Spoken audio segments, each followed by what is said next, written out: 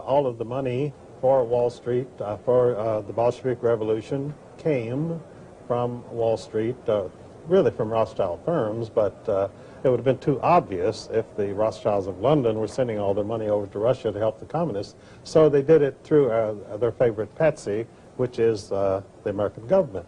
And they even formed a special firm on Wall Street in 1916 to finance the communist revolution in Russia, which was called American International Corporation. And its directors were Percy Rockefeller, the richest men in the United States, including a financier named George Herbert Walker, who just happened to be the grandfather of George Bush, our president. Now, how does this George Bush fit in now? George Herbert Walker Bush, the former president, or about to be president of the United States, formerly anyway, how does he fit in with his father, and was it his father and the Rockefellers and the Harrimans and the Brown brothers? Did they all work together as far as this New World Order is concerned? Well, the New World Order is a group of insiders. It's sort of an international mafia, and they either work together or they get eliminated. I mean, these people have to cooperate because the death sentence is automatic if you don't. And you don't say, I'm going my way, to heck with you, because if you go your way is straight down. And so George Bush was like a lot of scions of these World Order families. That is, he was unemployable.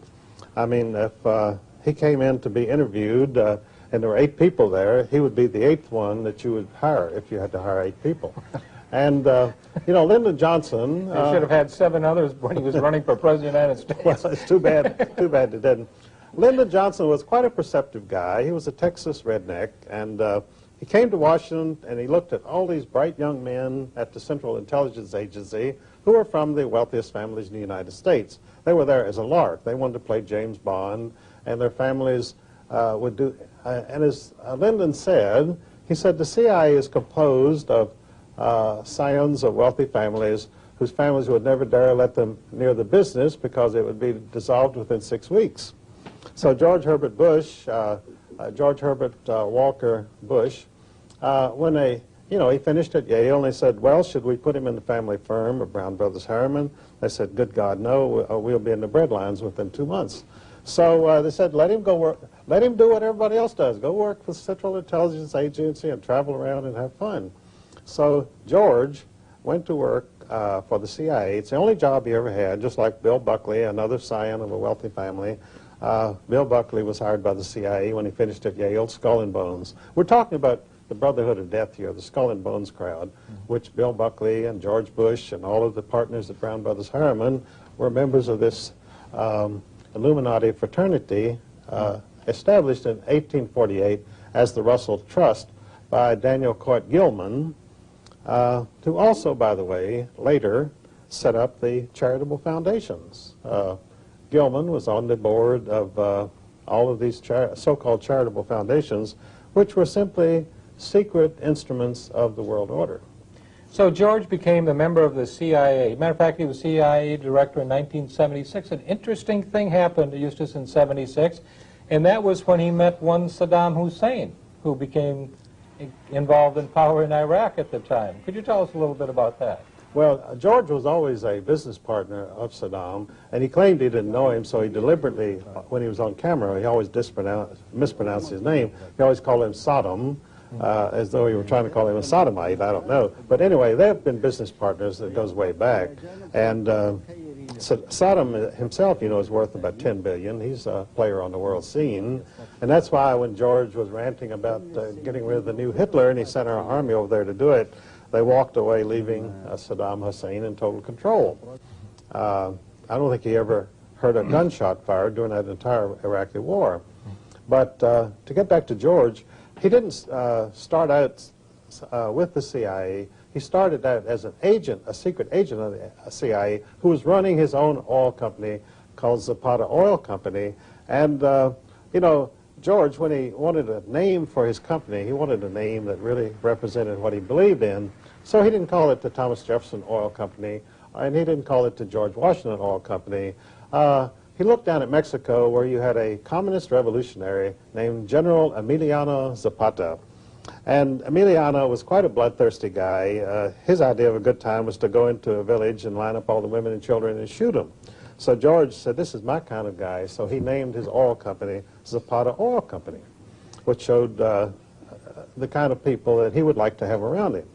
And the Zapata Oil Company was never anything but a front for the CIA. They did a lot of work in Mexico and in the Gulf of Mexico for the CIA. And of course, when you had the supposed attack against Castro to wipe out communism in Cuba, George was in on the planning, and of course they bought 2 ships to haul the fighters, freedom fighters, to Cuba, and they named one of them Barbara after his wife, and they named the other ship Zapata after his oil company.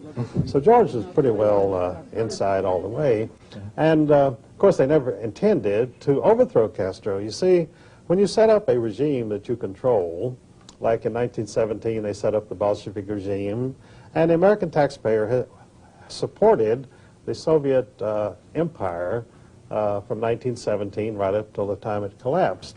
And the only reason it collapsed was that the United States was bankrupt. They couldn't send them any more money. So we destroyed communism by going bankrupt ourselves, which I guess is one way of doing it. You said one time, Eustace, that the Russians have been trying to make it through the winter every winter since the inception of the communism, and we've been helping them through the winter. Well, the guy who helped them first was Herbert Hoover. After they sent him money, Wilson sent him money, and then they said, we don't have any food. So Herbert Hoover, the great engineer who was a Rothschild employee, after he had been banned for life from the London Stock Exchange as a thief and an embezzler, and the Rothschilds said, boy, we want this guy on our side. Sure. So they hired him as a director of Rio Tinto Zinc, one of their family firms. And so then in 1916, the Germans said, look, we can't fight any longer. We don't have any more money, we don't have any more food, and we don't have any more coal. So the Rothschilds said, well, hang on, and we'll see what we can do. So they got Herbert Hoover to inaugurate the German Relief Commission. But since we were at war with Germany, they couldn't well call it the German Relief Commission, so they called it the Belgian Relief Commission. And the Belgians were suddenly were astounded to find out that they were all starving when they had just had the best crop year they ever had. But anyway, the Belgian Relief Commission, which, by the way, was one of the greatest thieveries in the world, Herbert Hoover and his pals who ran this operation, they all came out of it multimillionaires. And Herbert Hoover, several times, remarked very sourly, some of these days, some prying SOB is going to want to look at our books. Well, no one ever did, and they kept their money. But after the Belgian Relief Commission, which kept the Germany in the World War I for 2 more years and brought a very satisfactory conclusion, then they called on Herbert to help them out again. They said, look, the Bolsheviks are starving, they've shot all the peasants and the farmers, and they have no food. So Herbert Hoover then organized Russian relief, and he went over and saved the Bolsheviks from total collapse. And somehow, after this, he became known as a great anti-communist, which just shows you what, when you control the media, you can sell any story that you want. Absolutely, and one of the things that was so sad for me to read about, of course, was when the Bolsheviks did go into the Ukraine, and they did kill so many people. They starved between 6 and 8 million Ukrainians out. And this is the end result of what the America has done, because America itself, this government, not the country, I don't believe the country, Eustace, I don't believe the patriotic people in the country, but this government was responsible for funding situations like this.